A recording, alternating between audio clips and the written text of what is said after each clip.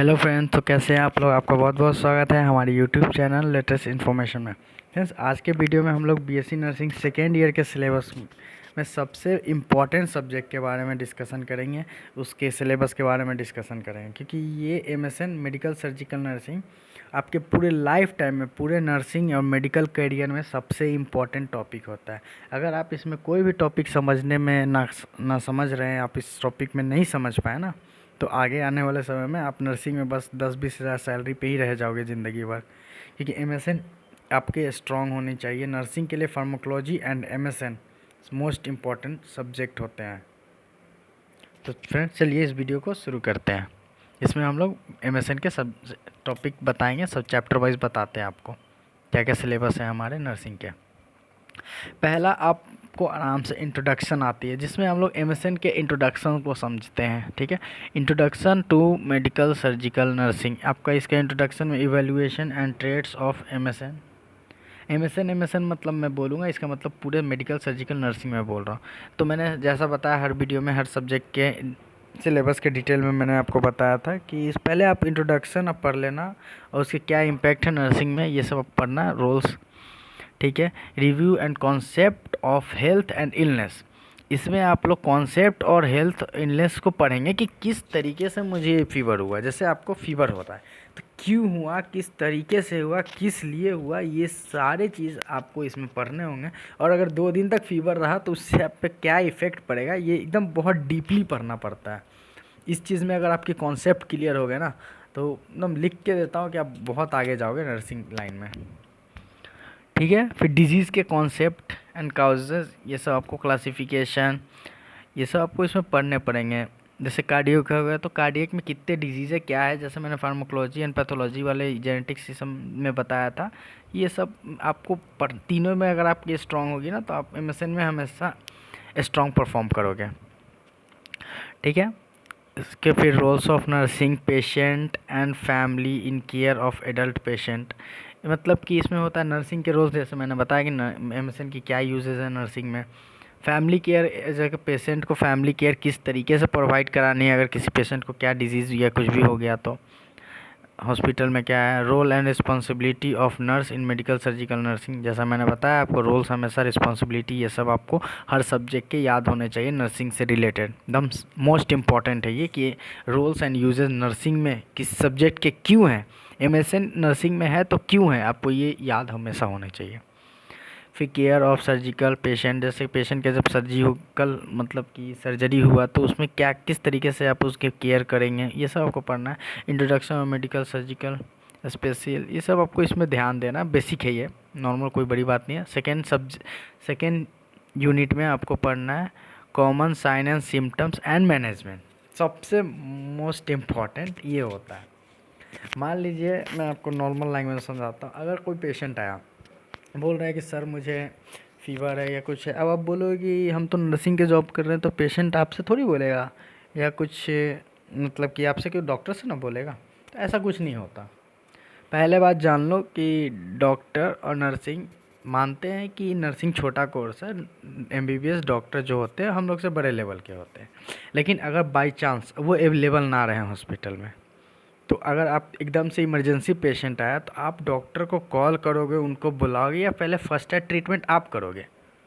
तो पेशेंट तो मान लो बेहोश है या बोल भी रहा है, तो वो कंडीशन उसकी सही नहीं है, तो उसमें आपको जो फर्स्ट एड देना है, जो फर्स्ट ट्रीटमेंट करना है, वो आपको करना है। अगर वो बोल रहा है मुझे वोमिटिंग हो रहा है, फीवर हो रहा है, शॉक हो रहा है, डिजनिया मतलब सर चक्कर आ रहा है या कुछ भी हो रहा है, तो ये सिर्फ उसको हो रहा है, तो आप उसके तुरंत उसको मेडिसिन प्रोवाइड करोगे ना कि इस चीज़ से रिलेटेड, उसको पहले नॉर्मल करोगे। इसलिए आपको पहले क्विक एक्शन तो आप ही को लेना पड़ेगा। हर समय डॉक्टर अवेलेबल नहीं होते, तो उस समय के लिए आपको हमेशा तैयार होना पड़ता है कि इस कंडीशन में मुझे ये करना है। तो साइनिंग सिम्टम्स, ये सब आपको हमेशा याद होने चाहिए कि पेशेंट को ये साइनिंग सिम्टम्स हो रहा है, तो इससे रिलेटेड ये डिजीज़ उससे हो सकती है। उससे रिलेटेड आपको अगर पेशेंट डॉक्टर ना हो तो आपको जांच वगैरह करवाने की एडवाइस दे सकते हो। आप लिख नहीं सकते, नर्सिंग में आप अभी लिखना अलाउड नहीं है, तो आप बस उसे एडवाइस दे सकते हो। जैसे रिलेटिव में ही किसी को कुछ हुआ तो आप उसको एडवाइस दे सकते हो कि आप अंकल या भैया आप ये जांच करा लो, आपको शायद कुछ पता चल जाए। तो बेसिक यूज़ के लिए आपको साइनिंग सिम्टम्स वगैरह पते होने चाहिए। कॉमन डिजीज़ भी वायरल डिजीज़ वगैरह जो होते हैं तो उसमें यूज़ हो जाते हैं ये सब चीज़। फिर थर्ड यूनिट में हमको पढ़ना है नर्सिंग मैनेजमेंट ऑफ पेशेंट। इसमें होता है कि विथ रिस्पिरेटरी प्रॉब्लम, इसमें आपको जैसे किसी को, अब आते हैं यहाँ पे टॉपिक अपर रिस्पिरेटरी ट्रैक इन्फेक्शन। इसमें आपको वही सांस लेने में प्रॉब्लम, ब्रोंकाइटिस मतलब होता है ब्रोंकियल ट्यूब में इन्फेक्शन होना, अस्थमा वही सांस लेने में प्रॉब्लम होता है जो फुसफुस वगैरह यूज़ करते हैं ना, जो मूवी वगैरह में आप लोग देखे होंगे। इन्फासिमा, कॉर्निकल ऑब्स्टिकल पल्मोनरी डिसऑर्डर, COPD, ये नाम मुझे जब मैं स्टडी करता था तो मुझे ये नाम इतनी आसानी से याद नहीं हो पा रहा था। तो इसमें भी मतलब यही है, इसमें सारा सबका साइनिंग सिम्टम्स आप याद रखना, सब कुछ कॉमन होता है। मैं आप बोलोगे, आपका अगर कमेंट आता है कि सर आप MSN को कवर करो, रिस्पिरेटरी सिस्टम को कवर करो, तो मैं पर्टिकुलर डिजीज़ वाइज भी आपके सामने कवर करूँगा। वीडियो हमारे चैनल पे प्रोवाइड कराई जाएगी। बस आप लोग इंटरेस्ट दिखाओ ना यार, कोई ना लाइक करते हो ना फॉलो करते या फिर अपने फ्रेंड को शेयर नहीं करते। अगर कोई लोग अगर मुझे एडवाइस नहीं देंगे, कोई मुझे अप्रोच नहीं करेंगे कि सर आप ये वीडियो पढ़ाओ, मुझे ये टॉपिक समझाओ, तो मैं कैसे वीडियो बनाऊंगा। मैं तो अपना जो से स्लोली मुझे जब टाइम मिलता है तो मैं वीडियो प्रोवाइड कराता हूँ। तो वैसे ही होता रहेगा ना। अगर आपको किसी टॉपिक को समझनी है कि उसमें आपको रिस्पॉन्सिबिलिटी है कि मुझे ये टॉपिक समझ नहीं आ रही तो मैं पूछूं, तो आप डायरेक्टली मुझे कमेंट करो, 24 घंटे के अंदर मैं आपको रिप्लाई दिया जाएगा, या उस टॉपिक से रिलेटेड 2 दिन के अंदर में आपको चैनल पर हमारी वीडियो भी मिलेगी। आप कमेंट तो करो कि ये टॉपिक मुझे समझ में नहीं आ रही। वैसे तो मैं जिस तरीके से अपने हिसाब से मुझे जब टाइम मिलता है मैं उस हिसाब से वीडियो अपलोड करता हूँ। पर्टिकुलर कंटेंट पहले मैं सिलेबस कवर करूँगा, उसके बाद जो सब्जेक्ट इंपॉर्टेंट लगेगा मुझे तो मैं उस सब्जेक्ट के चैप्टर वाइज को कवर करूँगा। तो वो तो बहुत लॉन्ग प्रोसेस चला जाएगा, उसमें 1-2 साल लगेंगे। हर सब्जेक्ट वाइज 4 साल 5 साल भी लग सकते हैं। तो आपको अगर टॉपिक में प्रॉब्लम हो रही है तो आप उस टॉपिक को पर्टिकुलर मेंशन करो, मैं उसी पर्टिकुलर टॉपिक पे ही वीडियो बना दूंगा। बाकी जैसे सब्जेक्ट वाइज जो वीडियो आएगी अपकमिंग वीडियो, तो वो तो आती रहेगी। लेकिन अगर अर्जेंट हो आपको तो आप कमेंट करना, 24 घंटे के अंदर में आपको रिप्लाई भी मिल जाएगी या फिर उससे रिलेटेड सॉल्यूशन भी मिल जाएगा। तो फिर इसमें ये पूरे के पूरे इतने डिजीज़ आपको पढ़ने हैं, ये आपके डिजीज़ है रिस्पिरेटरी के, ठीक है। अब फिर आता है nursing management of patient in digestive system. अब एक लाइन की जान लो आप, डाइजेस्टिव सिस्टम में आपको इतने डिजीज़ पढ़ने हैं। अब इस डिजीज़ के अंडर में आता है, आप इसको जूम करके नोट डाउन कर लेना या स्क्रीनशॉट ले लेना। बस इसमें यही पढ़ना, डाइजेस्टिव सिस्टम में, मस्कुलर सिस्टम में, कार्डियक सिस्टम में क्या डिजीज़ हो सकते हैं, इनके मेडिसिन ट्रीटमेंट वगैरह तो पैथोलॉजी फार्माकोलॉजी में आप पढ़ लोगे। साइड इफ़ेक्ट इसमें आते हैं पहले इंट्रोडक्शन, डिफिनीशन, फिर सिम्टम्स, फिर आते हैं ट्रीटमेंट, फिर काउजेज, फिर प्रिकॉशन, मतलब ये इतने सारे चीज़ें, रिस्क फैक्टर्स, साइनिंग सिम्टम्स, ये सब आपको पर्टिकुलर पर डिजीज़ के ये सब चीज़ आपको MSN में पढ़ने हैं, ठीक है। तो अभी इतने सारे जो डिजीज़ के नाम है ये नीचे वाला, इसमें आपको डाइजेस्टिव सिस्टम से क्या क्या डिजीज़ हो सकते हैं बस ये चीज़ दिया हुआ है। फिर नेक्स्ट आते हैं कार्डियोवास्कुलर सिस्टम, अब आते हैं हार्ट के। तो इतने जो नीचे है ना, हार्ट से रिलेटेड जो जो डिसऑर्डर होंगे आपके बॉडी में, ये सब आपको पढ़ना है। तो इसमें 3 पार्ट से डिवाइड किया है। वस्कुलर सिस्टम का अलग है जो कार्डियक में ही आता है, लेकिन वस्कुलर सिस्टम मतलब वो वस्कुलर सिस्टम का अलग आता है। फिर हार्ट में आता है तो हार्ट का डिजीज़ अलग है। और इसमें ब्लड में भी कोई प्रॉब्लम होता है, जैसे ब्लड क्लॉटिंग वगैरह, ये सब हार्ट में ही होता है, क्योंकि अगर ब्लड क्लॉटिंग हो गया तो हार्ट से पास नहीं कर पाएगा।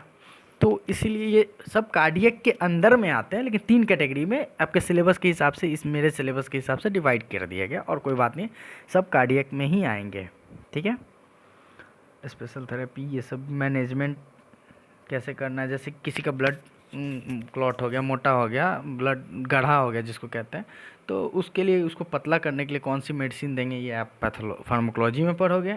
और इसमें पढ़ोगे कि उसको पास करने के बाद उसको फिर नेक्स्ट ट्रीटमेंट क्या करेंगे। एकदम से पेशेंट हार्ट अटैक आ गया, तो मान लो ब्लड क्लॉटिंग की वजह से हार्ट अटैक आ गया, तो उसको आप तुरंत ऐसा इंजेक्शन दोगे, ये देखे होगे मूवी वगैरह में, तुरंत ऐसा ट्रीटमेंट दिया जाता है, तुरंत वो इंसान सांस लेने लगता है, उसकी हार्ट बीट आने लगती है। उसके बाद उसको फिर लॉन्ग प्रोसेस से ठीक किया जाता है। तो वो जो फर्स्ट एड ट्रीटमेंट होता है वो मोस्ट इंपॉर्टेंट होता है हार्ट अटैक के पेशेंट को बचाने के लिए, ठीक है। फिर 6 यूनिट में आते हैं हम लोग, जेटो यूरिनरी प्रॉब्लम। यूरिनरी प्रॉब्लम जो होती है उससे रिलेटेड आप इसमें मतलब पढ़ सकते हैं। इसमें आपको उससे रिलेटेड डिजीज़ दी गई हैं, ठीक है। इसमें रिप्रोडक्टिव सिस्टम से रिलेटेड डिजीज़ पढ़ने हैं आपको 7th यूनिट में। अप्रॉक्स आप इतना जान लो ना, एमएसएन में आप पूरे बॉडी के बारे में पढ़ोगे, एक एक सिस्टम, नर्वस सिस्टम से लेके पूरा आपका बॉडी के हर एक एक पार्ट के सिस्टम में जो भी इन्फेक्शन हो गया, प्रॉब्लम हो गया, आपको पूरी डिजीज़ पढ़नी है। आप इतना समझ लो, अगर एमएसएन आप पूरी स्ट्रांगली पढ़ते हो ना, तो आप एक डॉक्टर के लेवल के पढ़ रहे हो, एमबीबीएस के लेवल के पढ़ रहे हो।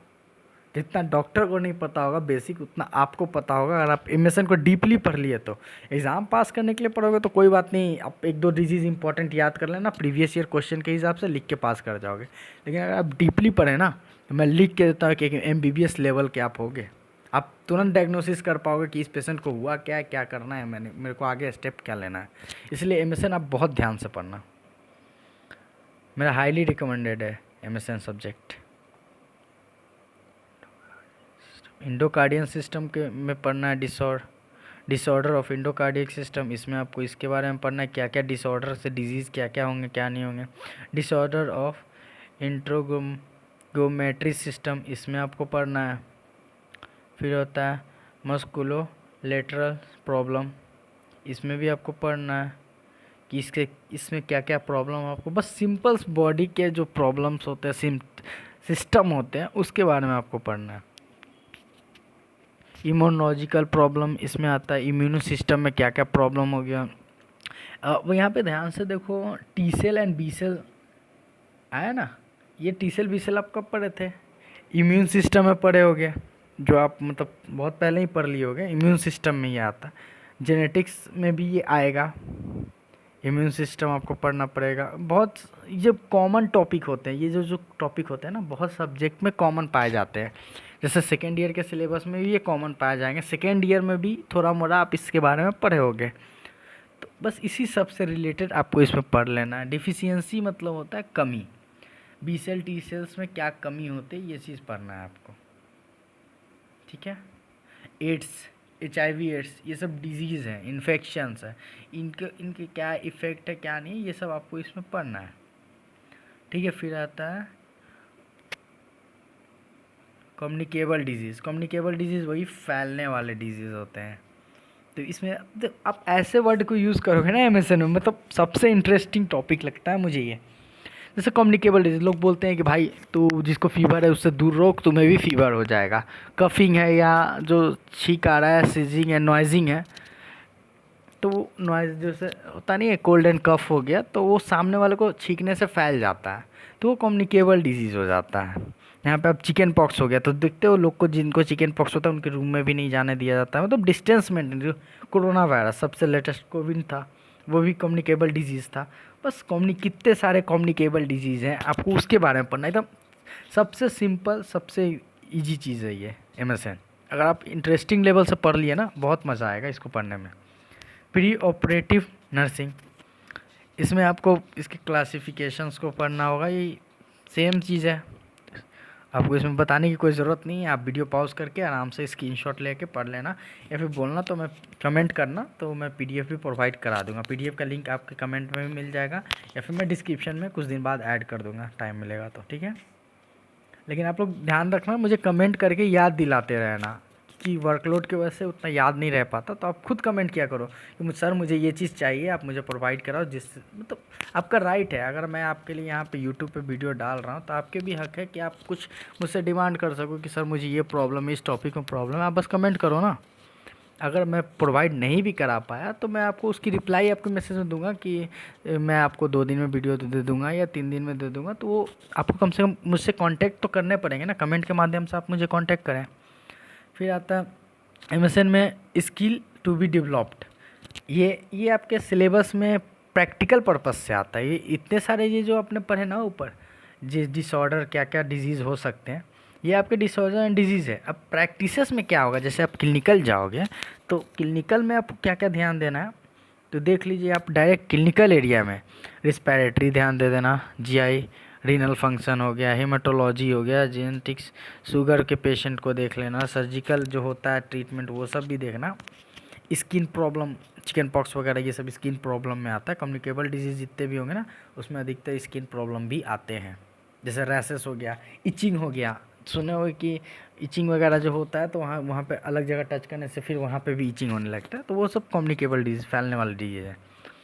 ये बस आप मैं धीरे धीरे स्कोर कर रहा हूँ, वही सेम चीज़ है, बस उसके प्रैक्टिसेस वगैरह को ध्यान देना है। न्यूबलाइजेशन ये मैं बता देता हूँ, ध्यान पड़ गया। न्यूबलाइजेशन में जैसे आपको कफिंग वगैरह पेशेंट को ज़्यादा हो रहा है तो उसके कफ वगैरह को ख़त्म करने के लिए न्यूबलाइजेशन किया जाता है, जो मास्क, ऑक्सीजन मास्क की तरह उसे पहना के उसको किया जाता है। प्रोसेस को आप यूट्यूब पे देख लेना, वीडियो सर्च करके न्यूबलाइजेशन का प्रोसेस किस तरीके से होता है, वो अब बोलना, डिमांड करना, तो मैं आपको प्रोसेस भी बताऊँगा। ठीक है, आप इसको ध्यान से, आप धीरे धीरे मैं स्क्रॉल कर रहा हूँ, आप वीडियो पॉज करके स्क्रीनशॉट ले लेना या फिर आपको PDF प्रोवाइड करा दी जाएगी। आप हमेशा कभी भी इंटर्नशिप में जाओगे या ट्रेनिंग वगैरह में जाओगे कि ये सब चीज़ का ध्यान रखना कि आप ये टॉपिक को पर्टिकुलर कवर कर लो। इंटर्नशिप में जाओगे ICU CCU ये सब वार्ड में हमेशा आप ड्यूटी करना। सबसे इंटरेस्टिंग होता है ICU का ड्यूटी। उसमें ज़्यादा वर्कलोड तो नहीं होता, लेकिन हाँ पेशेंट बहुत क्रिटिकल कंडीशन के होते हैं, उनको आपको मॉनिटरिंग हमेशा करते रहना पड़ेगा। ये नहीं कि आप मेडिसिन दे के सो गए, तो सोना अलाउड नहीं होता। अब बैठना भी अलाउड नहीं होता, बहुत हॉस्पिटल में बैठना भी, सीट नहीं दी जाती नर्सिंग को। तो उसमें आप ध्यान देना, आप हर चीज़ को सीखने के तरीके से, इंटरेस्टिंग टॉपिक के हिसाब से इंटरेस्ट दिखाना। ऐसे कि बस हो गया पेमेंट मिल रहा है, तो ऐसा कुछ नहीं होता। इसमें आप पेशेंट की सेवा जितना करोगे, जितना आप मतलब कि हर एक एक चीज़ की नॉलेज रहेगा ना आपको, तो आपको डिमांड ऑटोमेटिक होगी। ठीक है, अब इसको ध्यान से देख लेना, आपको इस सब चीज़ को कवर करनी है। ठीक है फ्रेंड्स, तो इस वीडियो में MSN के बस इतने सारे सिलेबस थे। MSN मोस्ट इम्पॉर्टेंट है, मैं लास्ट में यही कहूँगा, MSN और फार्माकोलॉजी ये आप अच्छे से पढ़ लेना। नर्सिंग लाइफ में आगे सक्सेसफुल होना है तो MSN और पैथोलॉजी यानी कि ड्रग्स मेडिसिन के बारे में अच्छे से पढ़ लेना, बाकी आप बहुत टॉप लेवल पे चले जाओगे नर्सिंग डिपार्टमेंट में। ठीक है, अब अगर आपको कोई भी कमेंट या सुझाव कुछ भी हो तो हमें कमेंट बॉक्स में कमेंट करें, 24 घंटे के अंदर में आपको रिप्लाई दी जाएगी। Thank you for watching. Next video में हम लोग कम्युनिटी हेल्थ नर्सिंग के सिलेबस को डिस्कस करेंगे।